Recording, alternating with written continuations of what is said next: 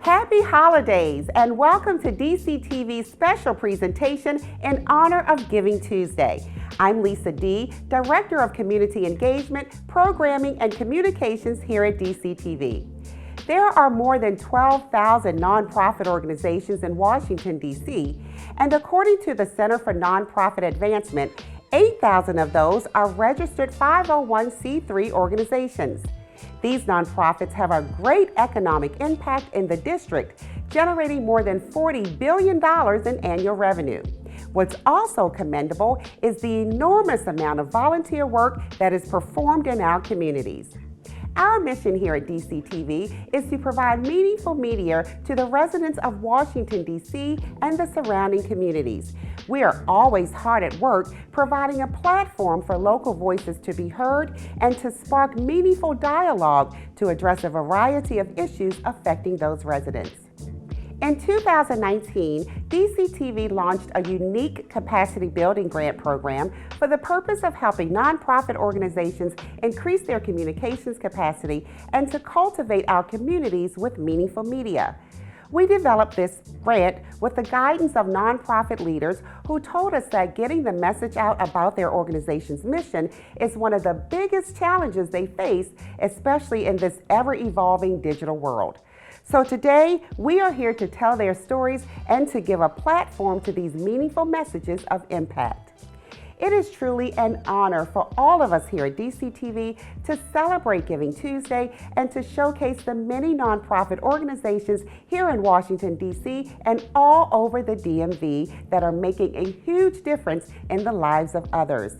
As communities continue to face challenges and difficulties due to the COVID-19 pandemic, the services and assistance these nonprofit organizations provide to the residents are more important than ever. Giving Tuesday is celebrated each year on the first Tuesday after Thanksgiving. It was started back in 2012 and is recognized globally as a way of encouraging people to give and to help others. It is our hope that by watching this 24-hour special programming event, you'll be inspired to find out more about these organizations and the important work that they continue to do on a daily basis.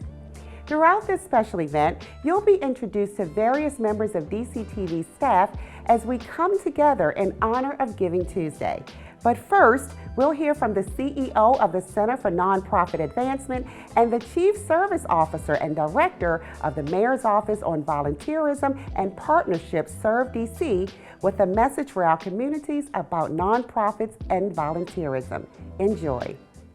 Nonprofits over this last year and through the pandemic have really stood in the gap. We have reached communities that government and no other support systems could get to. The communities hardest hit and the people hardest hit with challenges. So when you look at organizations that have distributed PPE, have helped to get technology to homes where young people were being challenged with virtual schooling, providing food and even shelter, those are some of the things that were so important and more important during this challenging time that nonprofit organizations were able to execute gracefully and masterfully. There is a tremendous partnership with government and nonprofits in the District of Columbia. It's Serve DC, the Mayor's Office for Volunteerism and Engagement that the center works with to really ensure that every corner of the district has support, is meeting the needs of people in communities and making sure that that drive that we talk about is actually happening. In 2020 and 2021, our nonprofit community stepped up in epic ways, especially during the onset of the pandemic. They leaned in to ensure that there was no disruption of essential services on behalf of our residents by providing access to food delivery, housing, and health and social services. Our mayor and local government officials also look to nonprofits to be the trusted relationship and provider to their constituents for COVID-19 testing and vaccine availability. So they have really been at the backbone and the foundation of our community during this really sensitive and unprecedented time. stay involved, stay connected. It's not enough to just sit around and watch and see what's happening. It's super important for us all to do our part and share in the work of our communities.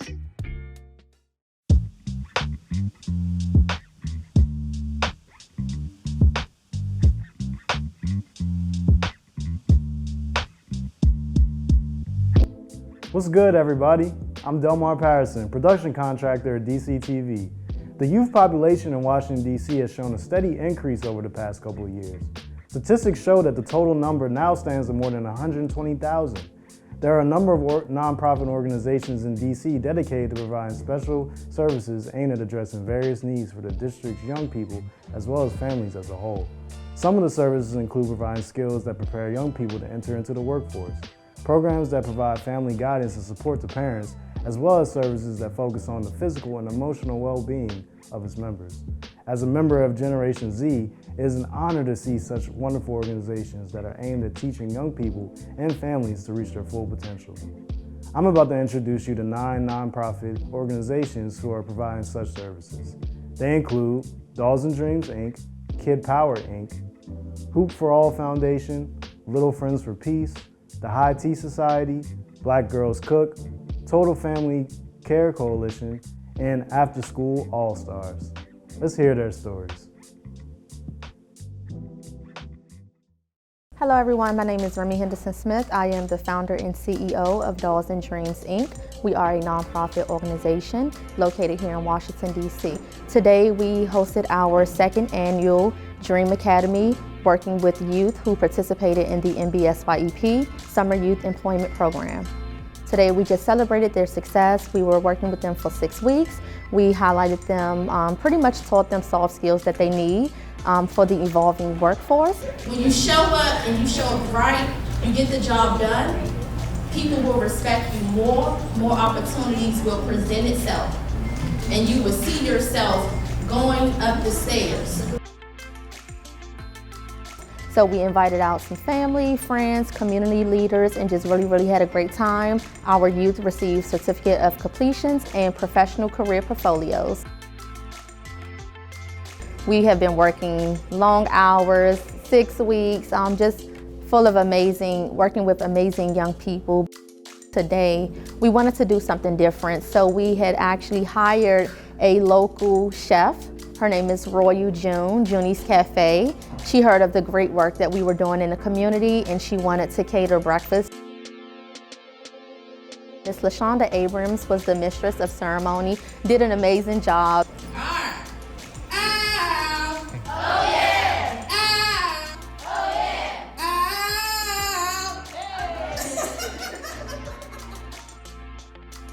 I commend every one of these youth who has stood up in front of people during the time that we was here in this space, when we're on Zoom, just being so open and wanting to just be able to, build themselves up to just do more. The audience were all engaged. Youth were actually ignited to share their personal experience, what they learned. It's helped me to make friends and learn how to come up and communicate with other people too. Thank you. Let's give it up for Logan again. 90% of our students completed professional portfolios, which included a resume, also with cover letters and elevator pitches. So I want to say congratulations to each and every one of you. Families gave their feedback and just sharing, they thanked us for the work that we have done and the impact and the growth that they have witnessed in their own children. When I was reading about you, I kind of read up on you after I saw what she was doing. I was like, well, okay, this is about teaching young ladies how to grow and be entrepreneurs and empower them. And I was like, okay, well, she right back, I got her right where she's supposed to be. We all have the ability to dream and to understand that nothing is impossible. The word itself says, I'm possible.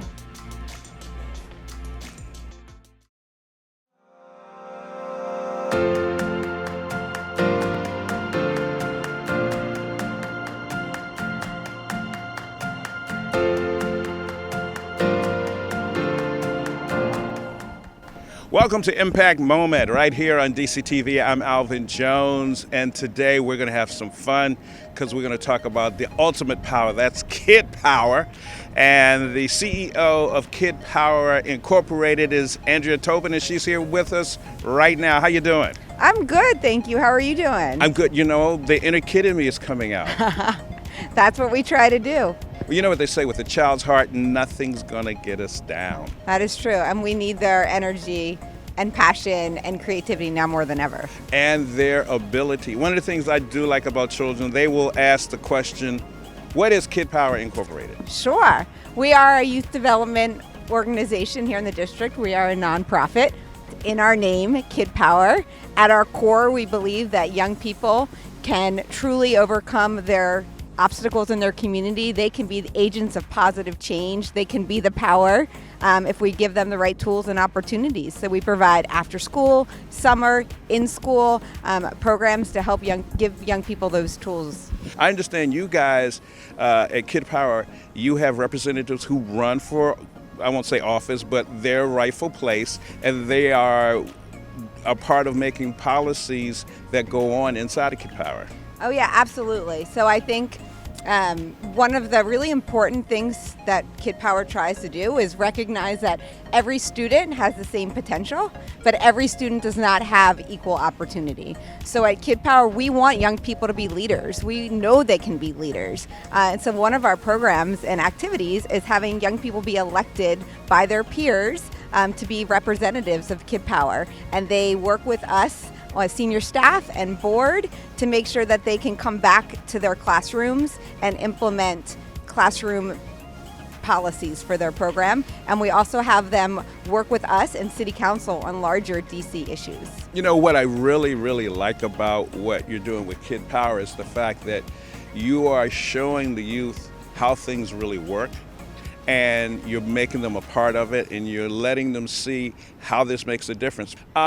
In the last few years, what changes have you seen within Kid Power? Lots of changes, and I'm grateful to see our community actually realizing that young people can be vehicles of change and help advance equity. I'm seeing a lot of that. I remember when I was at one of our elementary schools, I told the principal, I'm really excited the kids really want to do a drive. They want to find out toys and clothes that they don't want, and they want to give those to homeless children.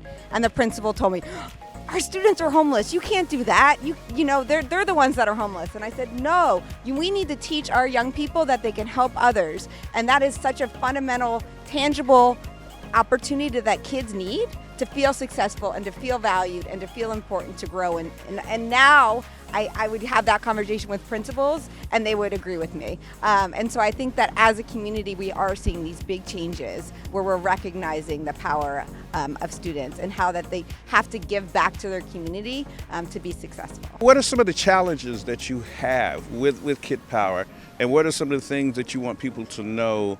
Many of our challenges are still the resource allocation in the city. I think we are all aware that there's a wide equity gap and achievement gap here in the city, and I'm really pleased to see DC Public Schools and our city leaders addressing this and providing more funding for at-risk students, but I still see that as one of our biggest challenges. Last year alone at one of our schools, which is in Ward 8, less than 10% of students tested at proficiency in English language arts. So just let that sink in. 90% of students are not meeting grade level expectations, and 17% of the student body is considered homeless. And that's unacceptable, and that's a challenge that we need to address because we know every student has the same potential. So that's one of the biggest challenges that we still see in the district. Who are some of your advocates? Who are some of your best friends? We have a lot of best friends. I think at the core of our being, we believe in community building. It really drives our work. It really drives our values. And right now, with everything going on, I think our programs are amazing and our programs are strong and they're evidence-based and we're stretching our creative muscles. But at the end of the day, it's our values and our mission what drives us and allows us to be nimble. And so we have reached out and worked with so many community partners. We work with City Council, we work with DC Public Schools, we work with a range of other nonprofit organizations to come together and make sure that we're getting resources to students together. So we have over a dozen community partners. How can someone reach out to you? You can go to our website, www.kidpowerdc.org. All right, so thank you very much for joining us and giving us that information that we really know that people who are watching are really now excited about, and they're probably either going to get involved or know some kids that they can get involved. So we'd like to thank Andrea Tobin, the CEO of Kid Power Incorporated, for Impact Moments right here on Dctv. I'm Alvin Jones.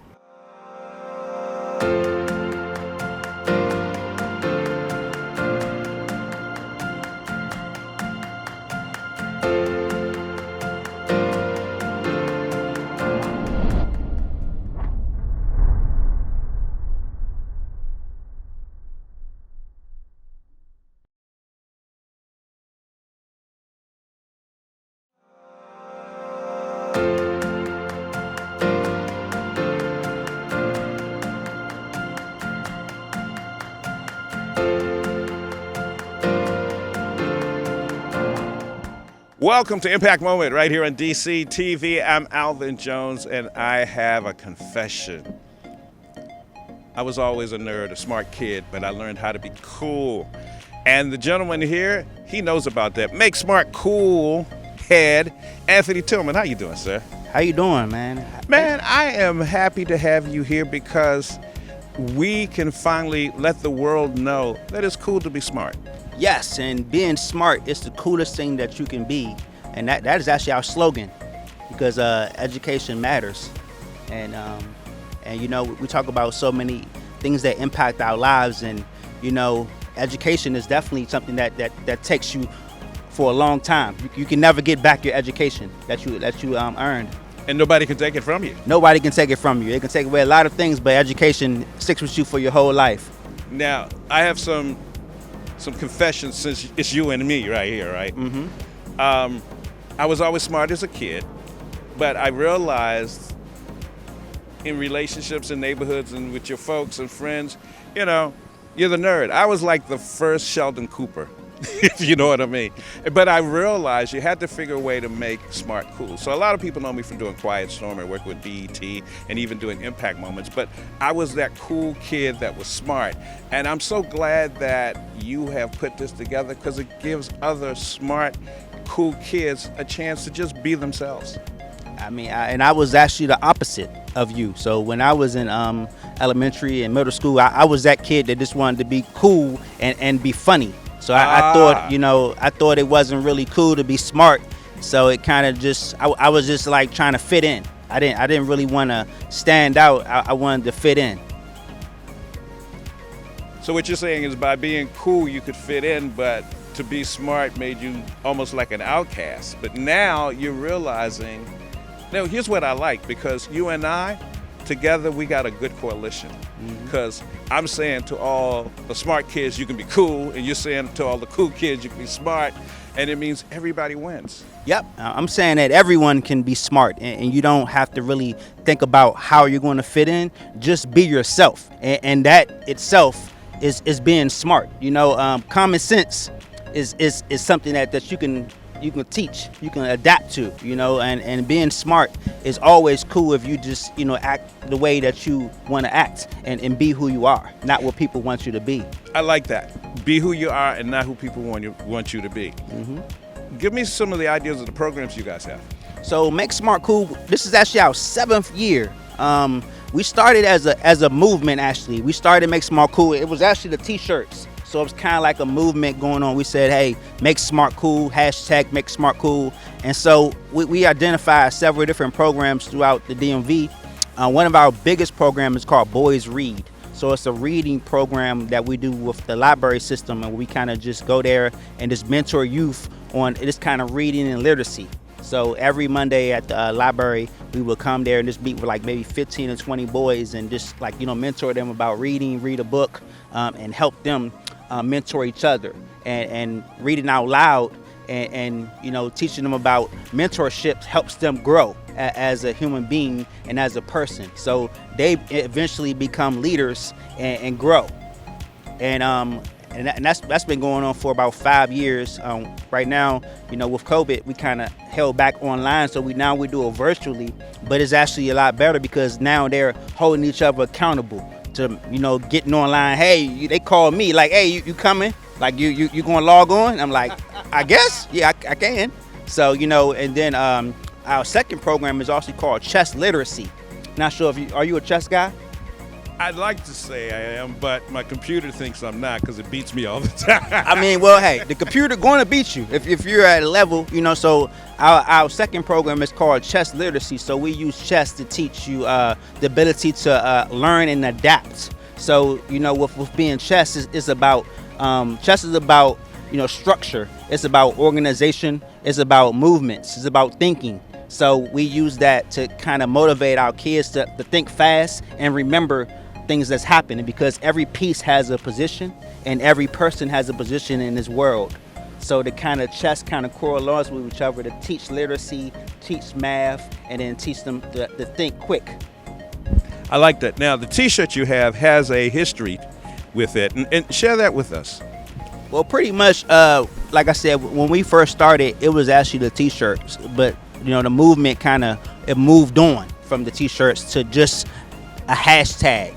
So, make smart cool is the movement, what I'm saying? And it kind of shows people that, being smart is cool. And like I said, our slogan is being smart, it's the coolest thing that you can be. So that's pretty much how our t-shirt goes. And the way when I created it, I wanted my hashtag to be in there because I wanted people to know, like, hey, this is about identity. It's about, telling everyone that you're cool and that you are different from other people. So for all the smart and cool people, or the people who are smart who want to be cool, or the people who are cool who want to be smart, how can they find you? Well, very simple. Our website is actually makesmart.cool because we too cool for .com. So that's that's how we do it. So we stand out in everything. So www.makesmart.cool is our website, and this hashtag #MakeSmartCool. And like I said, if you want to join the movement, just reach out to us and let's help each other grow. Because like I said, being smart is the coolest thing that you can be. And we're standing out here in the sun. It's hotter than July, but we're cool because we're smart, and we've made it smart. Be so cool. Anthony Tillman, thanks for coming on Impact Moment. Thanks for having me. And it's so cool for you to watch Impact Moment because we make you smart with information. For Impact Moment, right here on DCTV, I'm Alvin Jones, and I'm smart, and I'm cool. That was a good interview.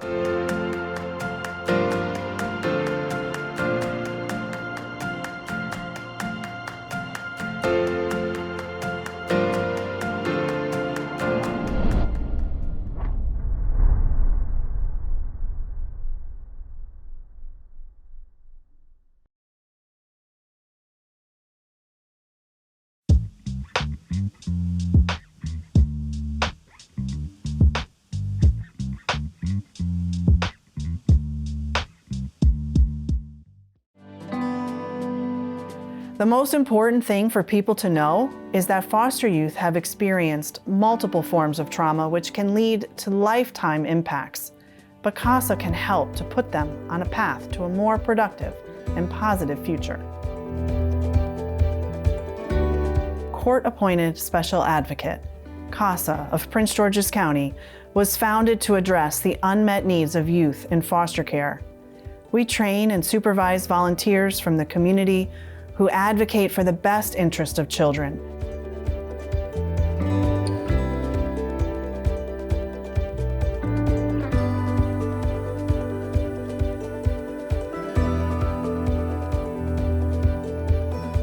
Every child deserves a qualified, caring adult to support them and help them thrive. To change a child's story, visit pgcasa.org.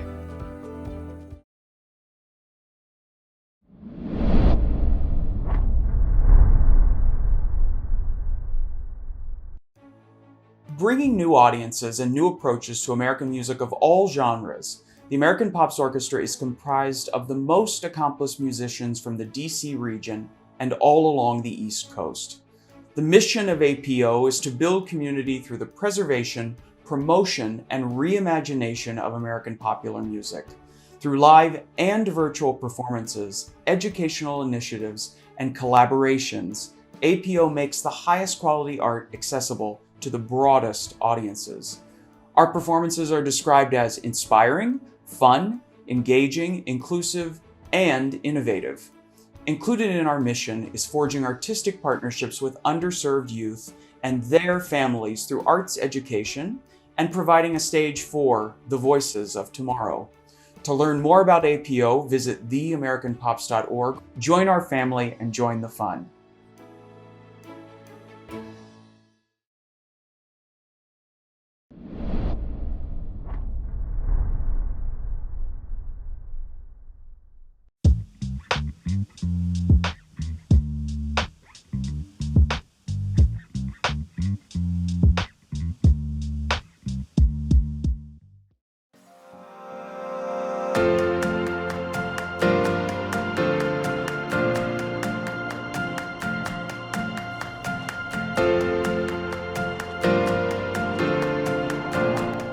Welcome to Impact Moment right here on Dctv. I'm Alvin Jones, and we are social distancing, which means we're keeping our distance, but we're close when it comes to information.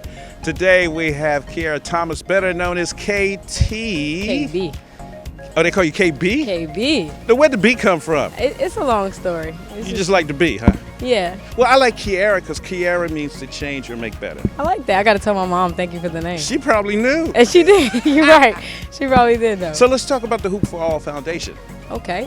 Hoop for All Foundation, we started in 2012.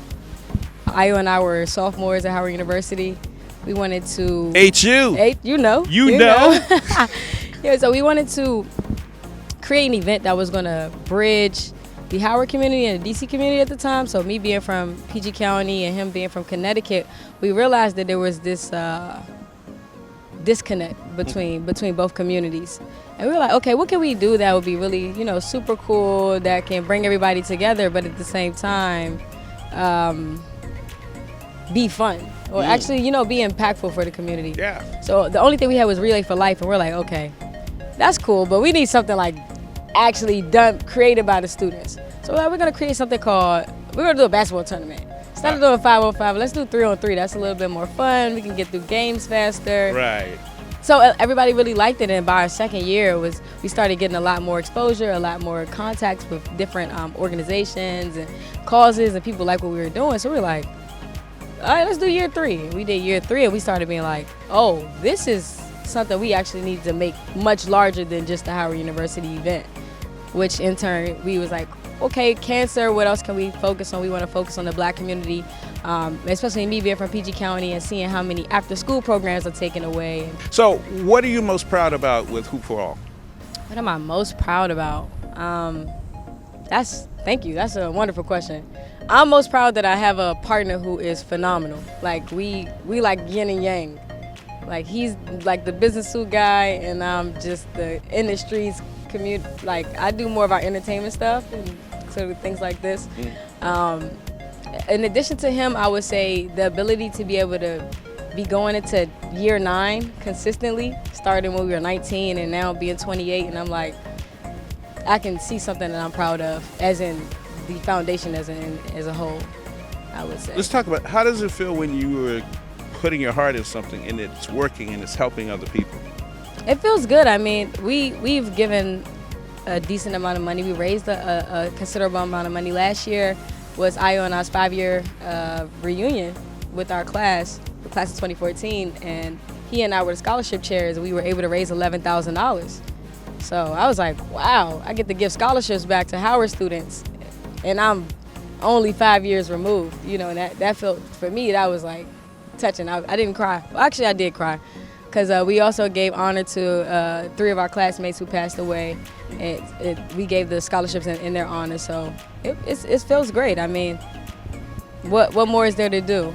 Okay, so now I know what KB stands for. Uh-oh. Kiara's the best. Oh, I like that one. That's it. Okay, it's usually Kiara Baby, but I might have Kiara's to adopt the that best. one. I like that. Yeah. I try to be. Or Kiara the baller. There we go. There we go. See, look at her. She's smiling because she knows it's true. She answers to her name. Speaking of names, how can people find out more about your organization? Hoopforall.com, so HOOPFORALL.com. Hoop for All is all of our social media handles, so all of our content information is on there. We just, over the quarantine, we were hosting a series of different interviews with health professionals, different athletes, just different people who are impactful to the community as well with us. So I would say our Instagram would be the best way to keep, updated of our future events, everything going on right now with COVID. It is a little, slow. So for me, this has been an impactful impact moment with KB, with the Hoop for All Foundation. Yes, I'm sir. Alvin Jones, and thank you for watching DCTV. Thank you, guys.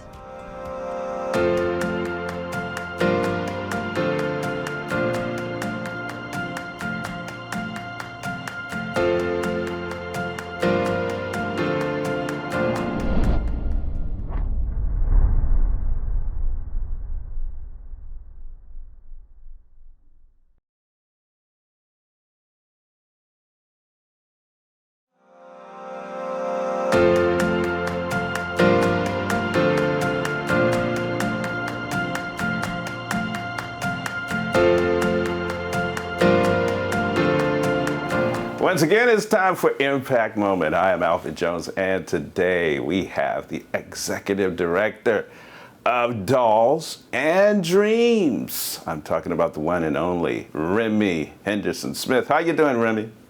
I'm doing well. Thanks for having me here today. Hey, tell us about Dolls and Dreams, because it sounds like fun. Just the name itself, Dolls and Dreams. Yes. So Dolls and Dreams, Dolls is Daughters Overcoming Life Lessons. It's a 501c3 nonprofit organization based here in Washington, D.C. We provide mentoring services to youth ages 7 through and young adults ages 7 through 21. Let's talk about some of the things that your organization does. What makes it unique and different from other organizations that help young girls?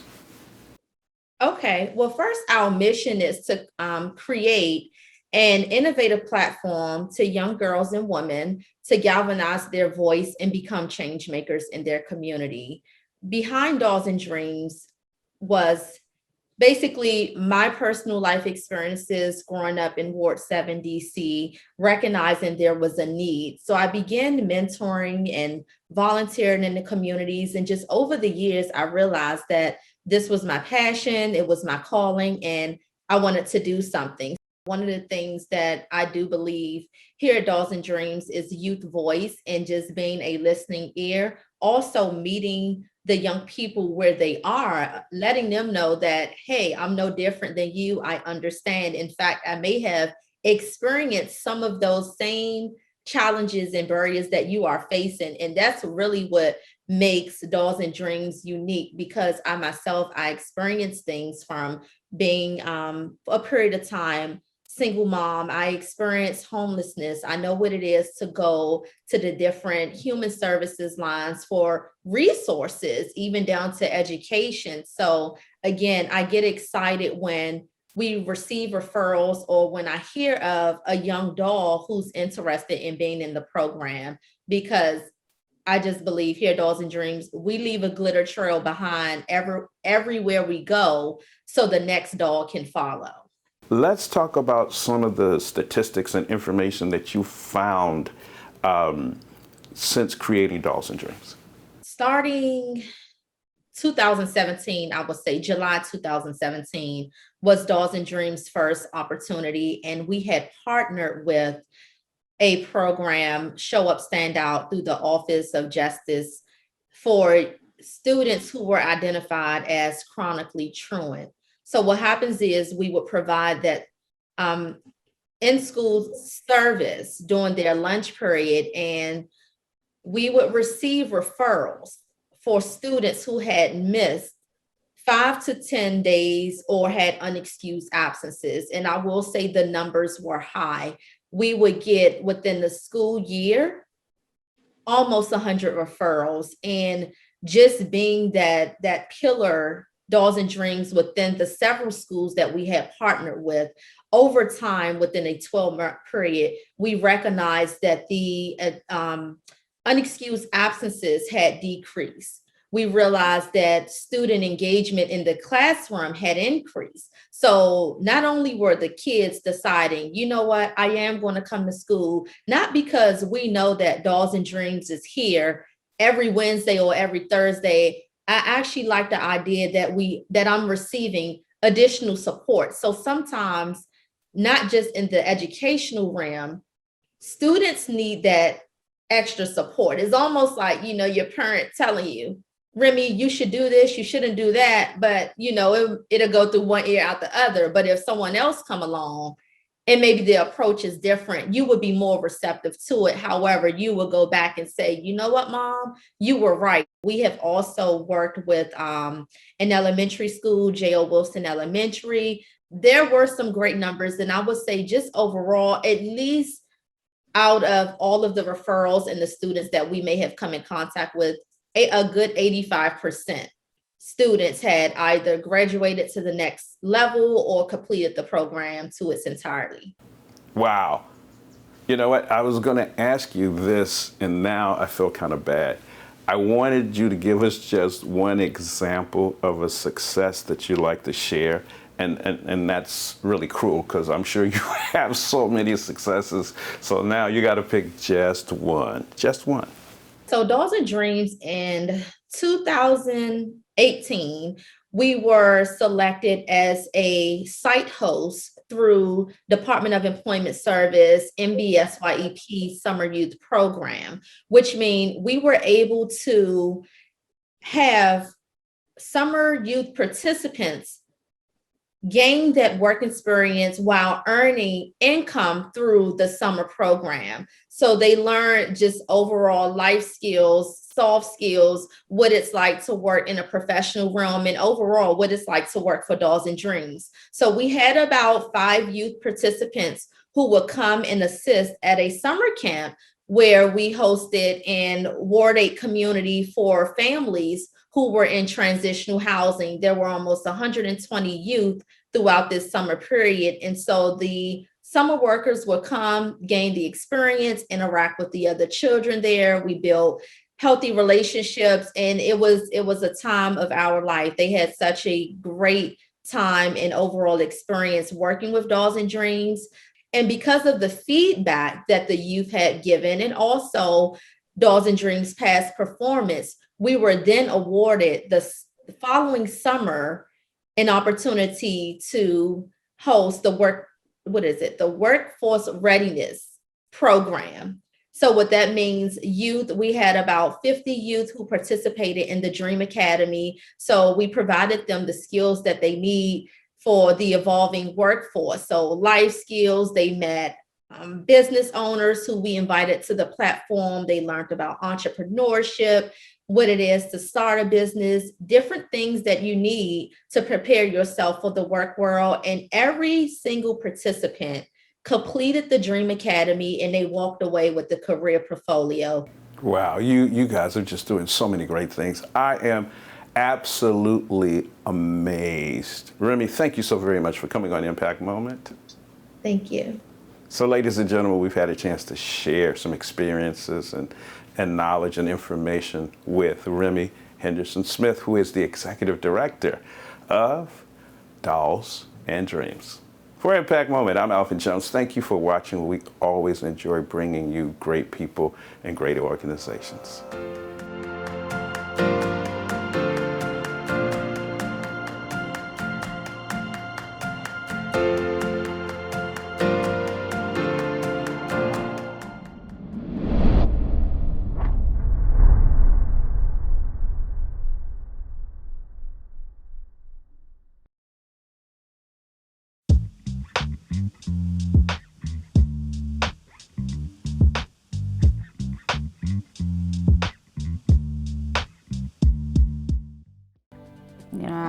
I didn't really care for my life.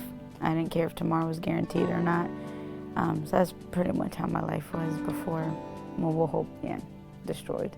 But being with Mobile Hope, it has proven to me that I am capable of doing bigger things. I am capable of achieving, things that I probably in 1,000 years would have never thought I could do.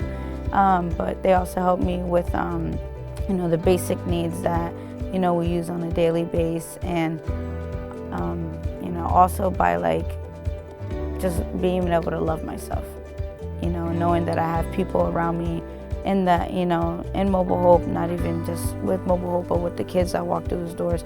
It's just like a big family that I was missing for a long time. The main thing about Mobile Hope is trying to help out the kids, because we're in Loudoun County and it's the richest county, but sadly we see, what the kids are going through. We see, people homeless on the streets, going out of high school, but they should be going to college, but unfortunately they can't. So, always remember that Mobile Hope always chooses to do more, and that we're there, for any person that ever needs our help, either, the youth, the families in need, or anything. So, yeah, that's pretty much it.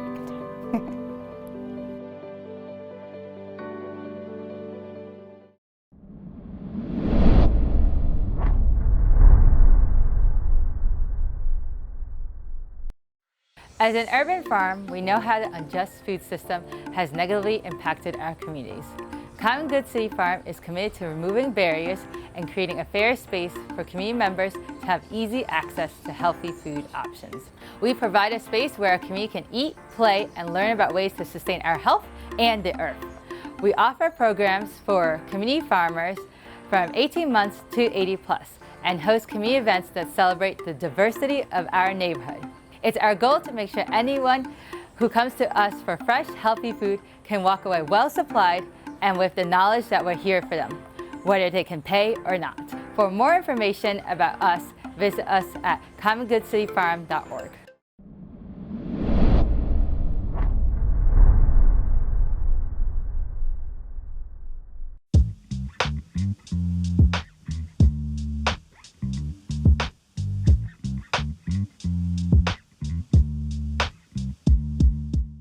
The after-school program today here at Ferdinand T. Day, we are a weekly peace club that comes in and does peace circles with the kids to help them do three things. Experience what does peace feel like, to learn a tool or a practice that they can use on the playground, in their classroom, and at home, and to actually practice it. So today we were focusing on naming emotions and saying, when have I felt sad, happy, mad, or frustrated? And when I get that way, what do I do with those emotions? So we've developed the peace stations, we call them, so that the kids can travel from one station to the other and have an opportunity to put it on paper, to express themselves, and then to think about their situations. I helped lead the station where there's a circle where we discuss different ways to solve different conflicts nonviolently, whether that be through sharing or taking turns, and we really just kind of worked out some of the real conflicts that the students have at school. LFFP is a very hands-on, I say we create like a peace laboratory, so that we're not just asking them to be kind or to stop bullying, but how to care for one another. Today, what warmed my heart is one of the kids was able to integrate the tool of Stop, Think, and Act when I was sharing the story about Anand's anger. And Anand got very, very angry, and so right away the little boy said, "Oh, he didn't stop and think, Miss MJ. He just started action." And I said, "Wow, you remembered the tool." We're trying to normalize peace education as something like math and science and history, that having peace from within will help me be a better student. I want to go into counseling, and I'm really interested in working in schools. I've definitely, something that we talk about a lot at LFFP is peace begins with me, and you can't really teach peace unless you have peace within yourself. So this experience has been very reflective. My dream is that we have peace education throughout the DMV area and all around the world. So love to hear from anybody that wants to be on the peace team and help plant seeds of peace wherever we are.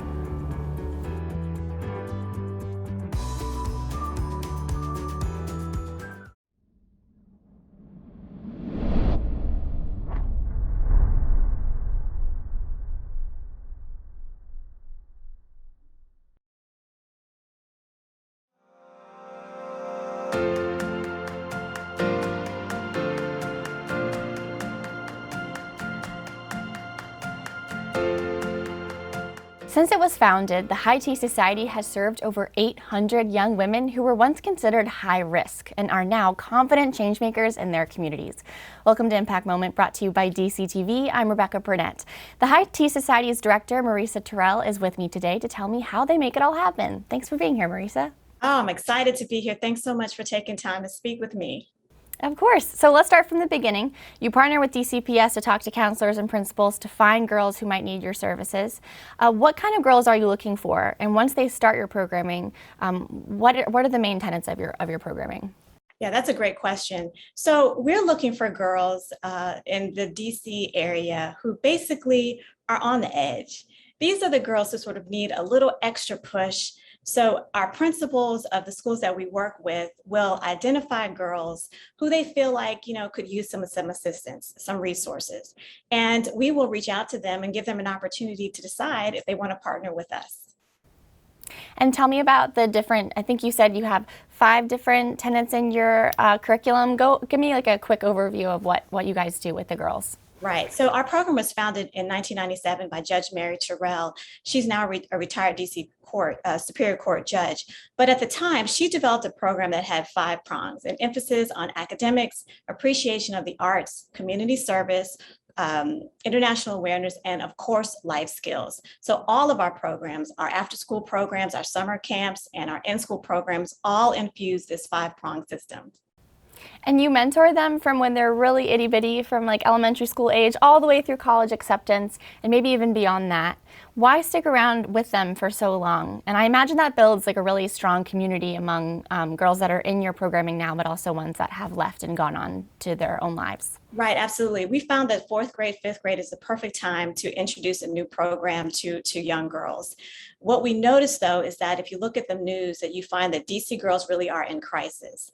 And we know that life skills makes a really huge impact. So when you meet them in the 4th grade and you stay with them, what you find is that you develop a rapport with them. They begin to trust you, and they will then take what you say and sort of infuse that into their activities, into how they behave. And you'll see them begin to comport themselves differently. What we're looking to do is to not just ensure that our girls can get to college or get to a job, but we really want to change their mindset so that they can be more resilient. If they encounter anything negative, trauma, stress, they know how to zigzag around it. We want them to be critical thinkers and to be able to have judgment and discernment for themselves. This kind of thing doesn't happen overnight. You really need wraparound programming to ensure that you're successful. And when you say that they're in crisis, what does that mean? Well, if you look at the Washington Post or any newspaper, you'll find that DC girls, specifically girls of color and Black girls, are overrepresented in the juvenile justice system right now. We know that that's really because of 2 main reasons. Number one, they're generally not given the benefit of the doubt. They're generally adultified, over-sexualized, so that they are treated as adults and not like children. The other thing is that they many times are being raised by guardians and parents who are distracted because of homelessness, unemployment, incarceration, mental illness, many things. And so our girls are really left to raise themselves. So we know that, as everyone knows, that it takes a village to raise a child. We are that village, and we try to step in to fill the gap, to provide them with the tools and the resources that they need to be successful right now. And that's so wonderful. And I know that one of the programs that you're focusing on is software development, and you're in the middle of developing your own app. Can you tell me about that? Yes, the app is called the Purple Tea, and really it's a way for us to kind of make the High Tea Society program digital. Coronavirus shocked all of us. And so really during that time, we knew that we had to pivot in a way that was going to ensure that our program could still sustain itself. And so imagine having 24/7 access to videos, experts, counselors, real-time encouragement, all in an app that's in your pocket, almost like a big sister that you can rely on. Because we feel like with these tools for excellence and achievement, our girls can really excel. We have the T, that's TEA, which are the tools for excellence and achievement that will ensure that our girls can do more than just survive, they can thrive. And if anyone who's watching wants to have those tools, how can they find you? What's your website? Absolutely. You can find us at hightsociety.org. That's spelled HIGH, tsociety.org. We're also on Instagram at hightsocietyinc. And you can find us, you can even call us directly at 202-629-9261. Well, thank you so much for being here today, and thank you for all the wonderful work you're doing for the girls in our community. I really appreciate your time. My pleasure, Rebecca. Thank you so much. All right, and thank you to our audience members at home for tuning in to this episode of Impact Moment. It's part of DCTV's nonprofit capacity building grants program, bringing meaningful media to the DMV's nonprofits that are making a difference. Find out more at dctv.org/grants and stay up to date with our latest productions on our live stream at dctv.org/live.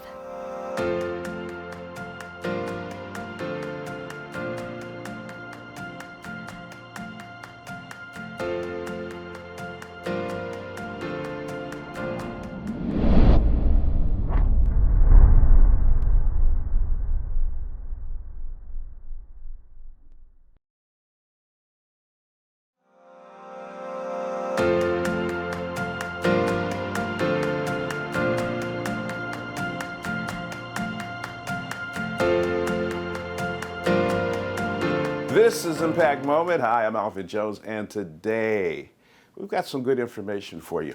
Now, the name is catchy and it's kind of cool, but there's more than just a catchy name behind this. I'm talking about Black Girls Cook, and with me is Nicole Mooney. Hey, Nicole, how are you today? Good. How are you doing today, Alvin? Fantastic. Now, because there's always Black Girls This, Rock, Code, you got Black Girls Cook, and that's a catchy name, but what you're doing is more than just a catchy name. Let's talk about that. Yes, absolutely. So Black Girls Cook is a nonprofit organization that teaches adolescent girls of color between the ages of 11 and now 17 the meaning of the farm to table. We do so in several ways. We have hands-on cooking, hands-on baking, and hands-on edible garden programs. And we also recently launched our first entrepreneurship academy called Kitchen Sink Beauty, where we teach girls how to make skincare and beauty care products with items found in their kitchens. I'm glad that you established Black Girls Cook, because in the African American community, there's food deserts and there's obesity and problems all related to diet. Yes, diet is very important. If you're not aware, 4 out of 5 Black women either have high weight, overweight, high blood pressure, obesity, a lot of health issues that they get as adults. And if we have education for our girls at a younger age, primarily adolescent, teaching them about food education, how to prepare healthier meals, how to grow their own things, they also have a better appreciation of their food because they understand where it comes from, and they would just take better care of themselves. They say you are what you eat. When you eat nutritious food, not only does your body function better, you have less inflammation, there's less stress, your body is better able to take care of itself. Yes, food is medicine. And one of the things about the program, I always tell the girls, like, I want you to come in and learn a life skill. It's very important for you to know how to prepare your own meals. I actually got started with Black Girls Cook after working for a charter school in Harlem, and we were teaching juniors and seniors who was about to go out in the world on their own how to cook. And in September, they didn't know how to do simple stuff. They know how to make ramen noodles. They know how to make spaghetti. Their idea of healthy eating was taking $20 and going to the bodega, buying a sandwich, chips, and a soda.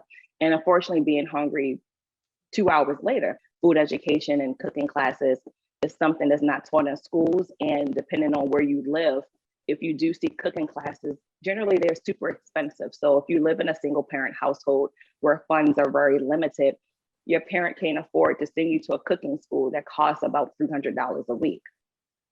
So with Black Girls Cook, what are your initiatives that you're doing right now, and what are your goals for the future?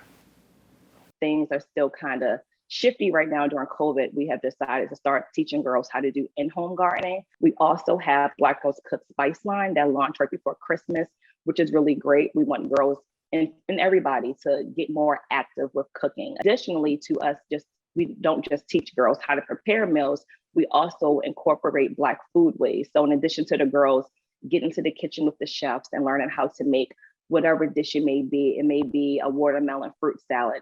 Before they get into that recipe with the teacher, they learn about how watermelon was integral in the Black community and how is not a stereotype. Watermelon is actually a symbol of freedom food. So they get to learn that appreciation of their foods that they eat every day and why and how it got to the United States through the transatlantic slave trade. This project that you have, this Black Girls Cook, is so deep that it has so many levels of how it helps the women and young girls who are part of your program. Yes, so one of the things about Black Girls Cook that I'm very intentional about is making sure that all of the chef instructors, any of the volunteers, any of the volunteer coordinators, is that they are Black women. So that's one thing that I want them to always see, like, hey, if I want to do X, Y, Z, I can because Chef Nicole or Chef whoever has done so. They've come from a similar neighborhood. They come from a single family household. They come from foster care, whatever the case may be. They know that there's a real live woman that they have actually met that has been successful. Additionally, we partner with another local organization 2 years ago to form the Food Playground, which is a joint partnership between Black Girls Cook and the B Org. The B Org is a women-led organization as well. They touch on STEM and social emotional learning. And the cool thing about that executive director is that she is a Black girl who rocks. She is a Black woman that's a scientist, dual science degrees that you don't get to see typically a Black woman that's under 40 that's really killing it in the science industry. So between our two organizations, we formed the Food Playground, which we want to encourage more Black girls to get into STEM, which really doesn't have any representation of Black women or a whole lot of women of color. Let's talk about the way that you're helping Black girls who cook also become entrepreneurs. So we're teaching girls how to become entrepreneurs in several ways. Again, some of the girls who have come through the program who have an interest in baking, I have a few that have started their own virtual baking programs where they actually prepare baked dishes, cupcakes, pies, whatever. In addition to our Kitchen Sink Beauty Entrepreneurship Academy, the girls are learning from a really skilled beauty expert who has worked in the industry for several years in hair, makeup, skincare, you name it. So at the end of the program, they will have a pitch competition where they will have to present their product that they have created and to a panel of judges with the hopes of them winning a coveted prize, which will help them with their launching of their product. Before we go, is there anything that you think we should know about Black Girls Cook that we don't know right now? I have girls who are coming from single parent households where they're home alone a lot of the times. I have a lot of girls who have self-esteem issues, a lot of girls who have dealt with bullying. So coming together with us have allowed them to increase their self-esteem. I've seen girls who increase their communications, girls who have said, hey, what I learned in cooking class, I remember it when I was taking a science test. It's really a lot of real world things that we tackle on. So it really does become more of a sisterhood. We don't just cook. It's more than cooking. It's a community. It's a family. And believe it or not, I can't get rid of the girls. I have girls who have aged out of the program who are still working with me now as interns because I'm training them to be one of our culinary instructors for over the summer. I have a girl who has done great in baking and competed in a Food Network show 2 years ago, and now she takes over our social media once a month and hosts cooking and baking classes with a chef that's in the industry as well. So again, it's more than just cooking. It's definitely a way of life. And the more girls that we teach, the more likely we can reduce those negative connotations about Black women and having all of these health issues. We've been talking with Nicole Mooney. She is the founder and executive director of Black Girls Cook. For Impact Moment, I'm Alvin Jones, and for some reason, I'm hungry right now.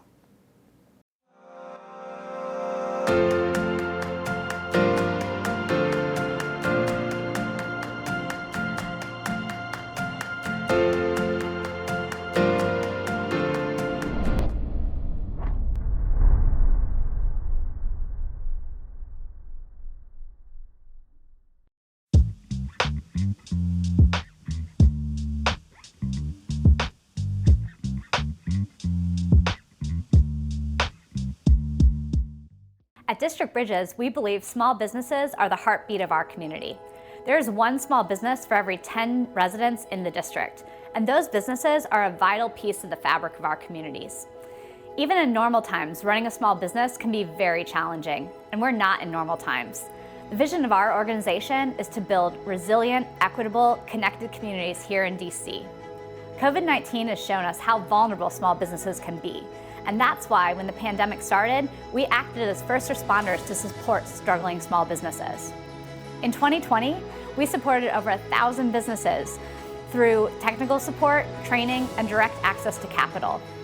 There's so much more to be done, but we believe that investing in community and supporting local businesses is exactly the best way to rebuild our economy and create thriving communities. For more information, please visit districtbridges.org.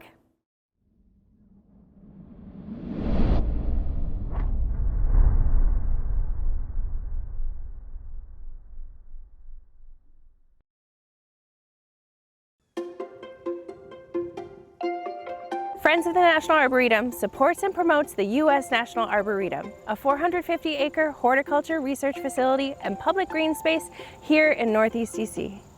As a member-driven organization, we invite visitors to form deep and mindful relationships with nature through education programs, recreation programs, and events. And we are committed to making our programs more accessible to all in our community. Our reach extends beyond the National Arboretum gates. Through education programs at the Washington Youth Garden, we teach youth how to live healthfully while helping their teachers achieve their own school garden goals. FONA is invested in the U.S. National Arboretum's future. Visit FONA.org to join us and learn more.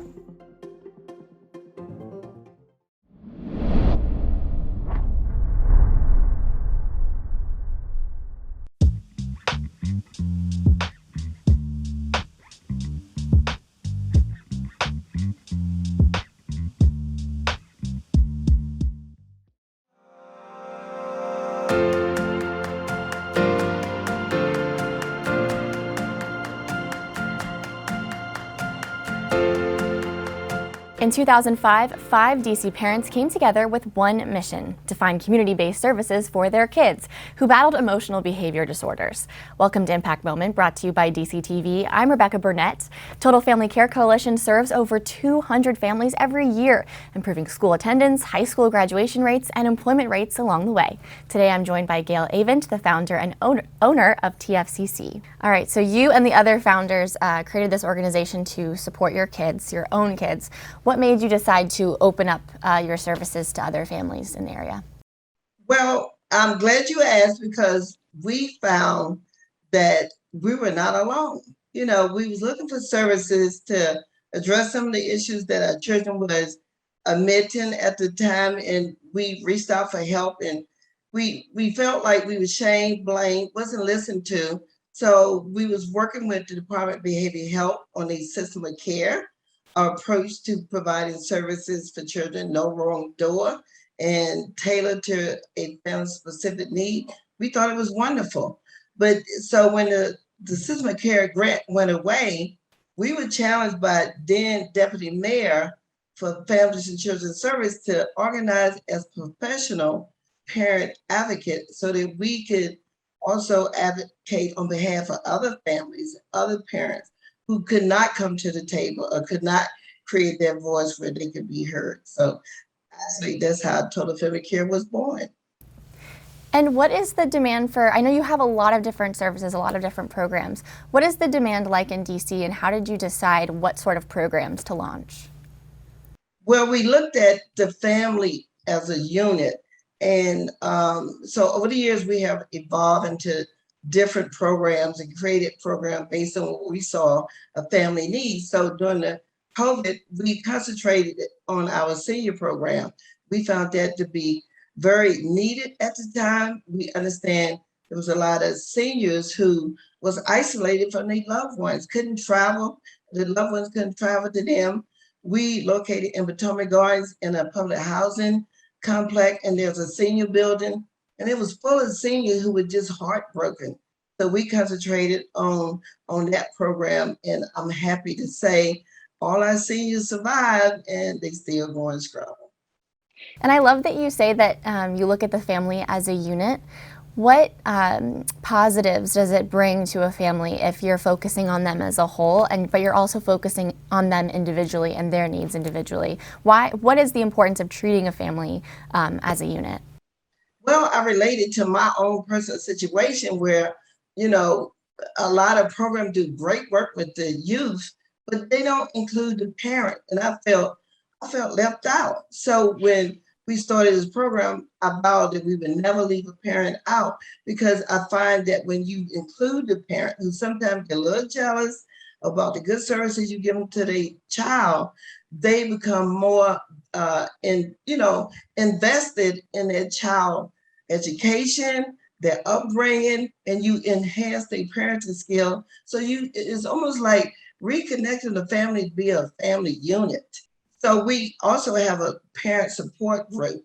So we help the family look at the dynamics of their family, what caused some friction, trauma in their family. We look at the parent to see what the parent was, what type of support did the parent get when they was a small child, and then that will give you an indicator of why that parent is parenting the way they are.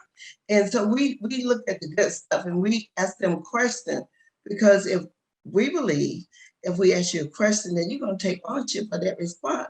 And that's what we find. And they so happy to know somebody care enough about them to include them with their child treatment, their needs or services, because they want to be there. They don't want to be left out. Oh, we are parents. And if someone is interested in reaching your services, how can they find you? What's your website? Well, our website is totalfamilycarecoalition.org. Our office is located at 1214 I Street Southeast. We're in public housing, Potomac Garden Public Housing, and our address is 1214 I Street, but we in unit 11 and 12. Well, thank you so much for joining me today, and thank you for all the wonderful work you're doing in DC. I appreciate it. And thank you for asking. As always, I'm always excited to talk about Total Family Care Coalition, and thank you. And thank you to our viewers for tuning in to this episode of Impact Moment. It's part of Dctv's nonprofit Capacity Building Grants program, bringing meaningful media to the DMV's nonprofits that are making a difference. Find out more at dctv.org/grants and stay up to date with our latest productions on our live stream at dctv.org/live.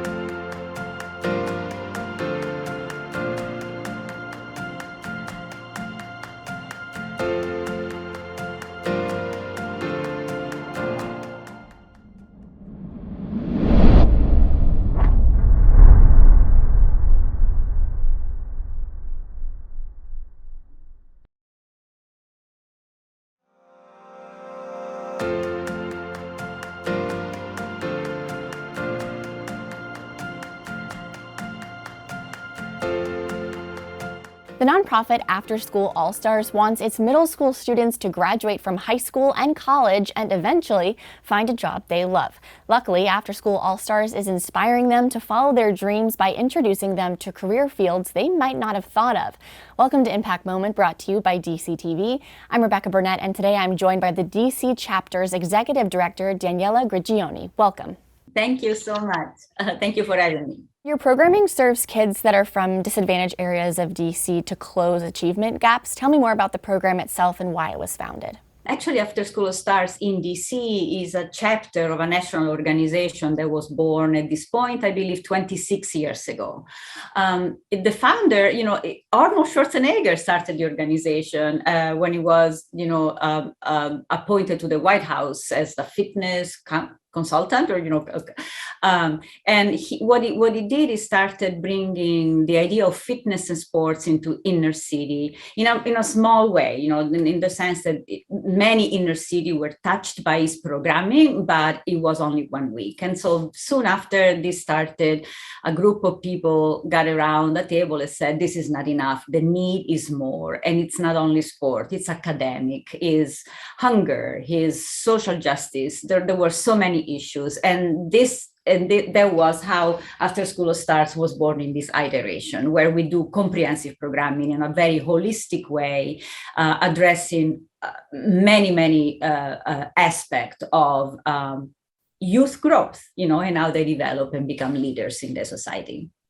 And it was so fun going through all the different programming that you have, because you have such a wide array of choices, from arts to STEAM to cooking. And obviously not every school has a chef's kitchen in it. So how do you bring this programming to the schools and to the kids? Our programming is based on natural curiosity and interest of children, and really where they see themselves going in terms of personal development. So we have our athletes, we have our artists, we have our cooks, our scientists. It's just a wonderful experience. And the way that we do this is, we're very creative. For example, during COVID time last year, we had one full year of virtual programming where we were sending Instacart delivery every week to our little cooks in their homes. And Wow. Yes, absolutely. And it was actually, it was a double, it was very useful in many ways, because some of these families didn't have enough food to eat. So receiving food and being able to cook for the family twice a week at least was actually an incredible boost. And I'm so glad that you brought up the pandemic, because I wanted to highlight another success story that came out of it during another one of your virtual classes. It was your virtual music production class, and Tavon discovered his love of music and then went on to participate in the Songwriting Academy at Syracuse University. Tell us about his story. Tavon is such a great success story for us. And Tavon was not only part of the music production, Tavon was the music production. Tavon was literally the one student who was with us every day, all afternoon, for an entire school year. And seeing this young man developing this wonderful feel for music, and how music was allowing to express his fears and concerns and his hopes, and just to find his voice was just wonderful.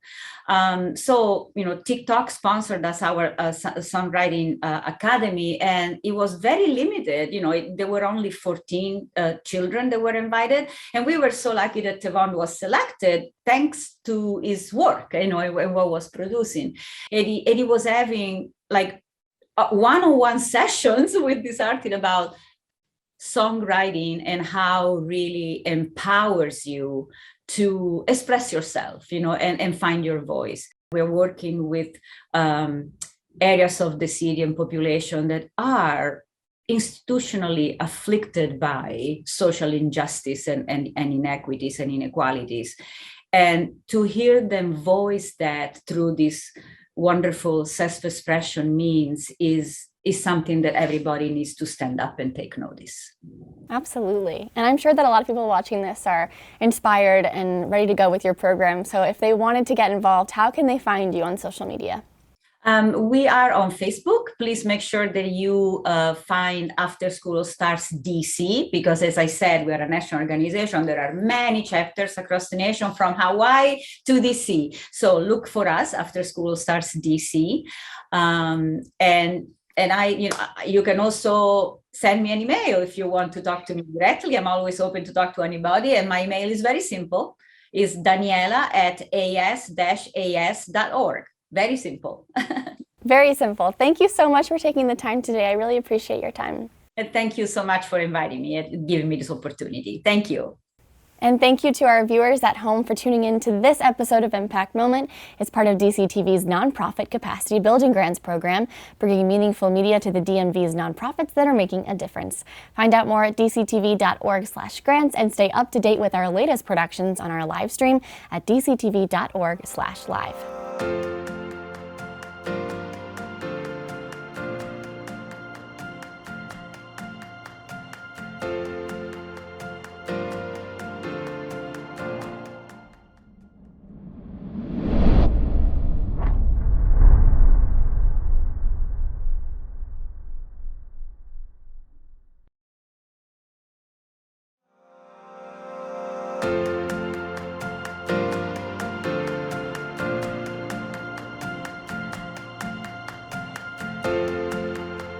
In 1981, MJ and Jerry Park founded Little Friends for Peace, an organization named for the little part it takes to spread peace. Now in its 30th year, LFFP has partnered with community groups and schools in the Metro DC area and even internationally in El Salvador and China.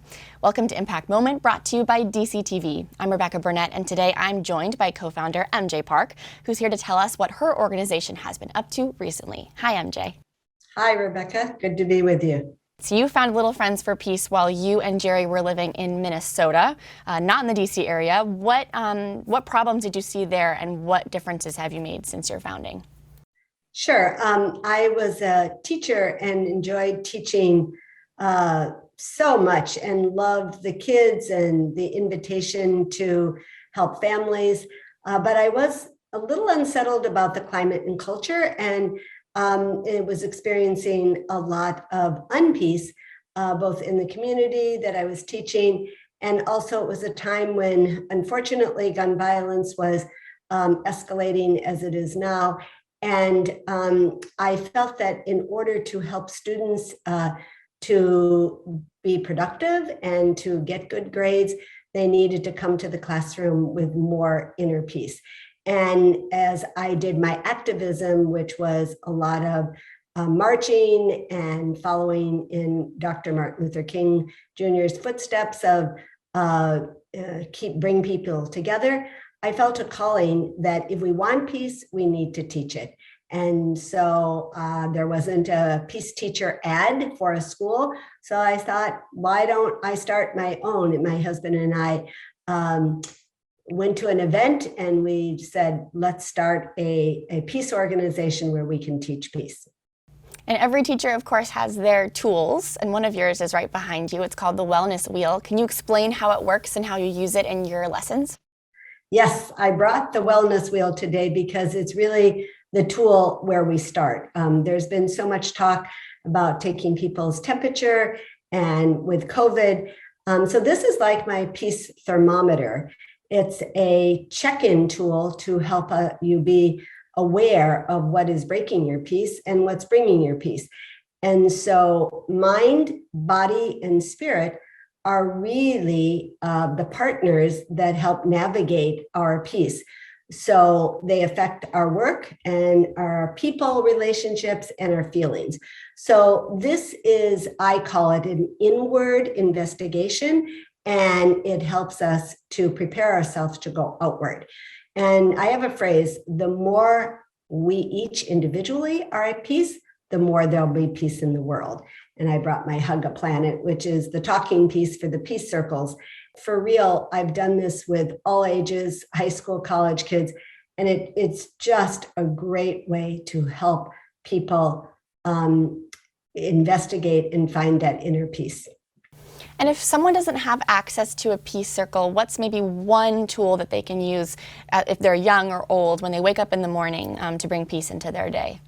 Sure. I say when you get out of bed and you put those 2 feet on the ground is to take a few conscious breaths and really be practicing mindfulness that I do want to have my day be peaceful, and I want to be intentional about it. So one thing too is to have a gratitude jar by your bed and just pull out a quote or a comment that I am peaceful or I am grateful. So mindfulness is a great one. Also taking more walks to allow yourself a pause and a reset so that you can be in touch with yourself. That phrase, we think too much, do too much, want too much, and we don't allow ourselves just to be. And again, I think the more we have peace on our mind and know that we do have some control, that we can be the peace that we want to see in the world, it does have an amazing effect on oneself and those around us. Absolutely. And really quickly, what is your website if people want to take a look? So it's www.lffp.org, and all of the information about our circles is on there. And hopefully we can build a culture of peace and interrupt this violence that we see around us. All great tips. Thank you so much for joining me, MJ. Thanks for having me. And thank you to our audience at home for tuning in to this episode of Impact Moment. It's part of DCTV's nonprofit capacity building grants program, bringing meaningful media to the DMV's nonprofits that are making a difference. Find out more at dctv.org/grants and stay up to date with our latest productions on our live stream at dctv.org/live.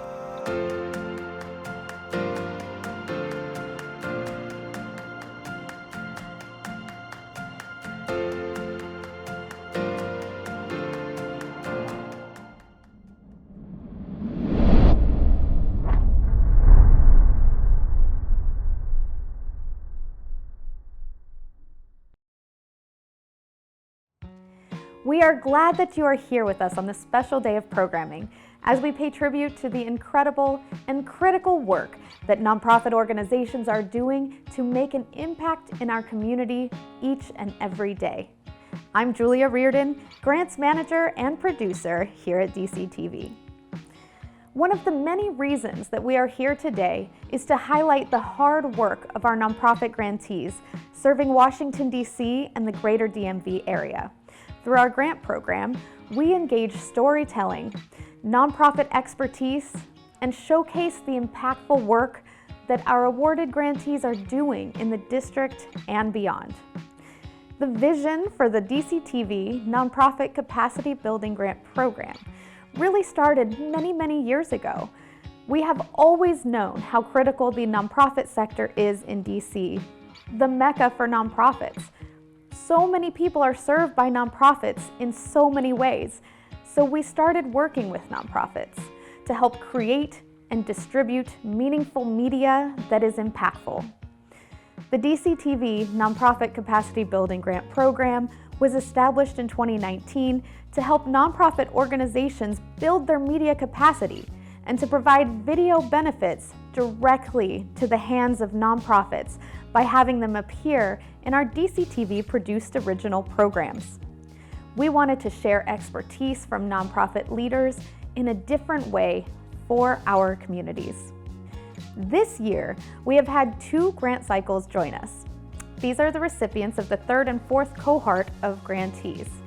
As we press through these unprecedented times, while we continue to see the effects of the COVID-19 pandemic, we are now more than ever invigorated with our purpose to enhance nonprofit media capacity in these times where video and visual storytelling is needed more than ever. Congratulations to our grantees. We invite all nonprofit organizations who serve Washington, D.C. and the greater DMV area to apply for the Nonprofit Capacity Building Grant. We award grants twice a year in January and in July.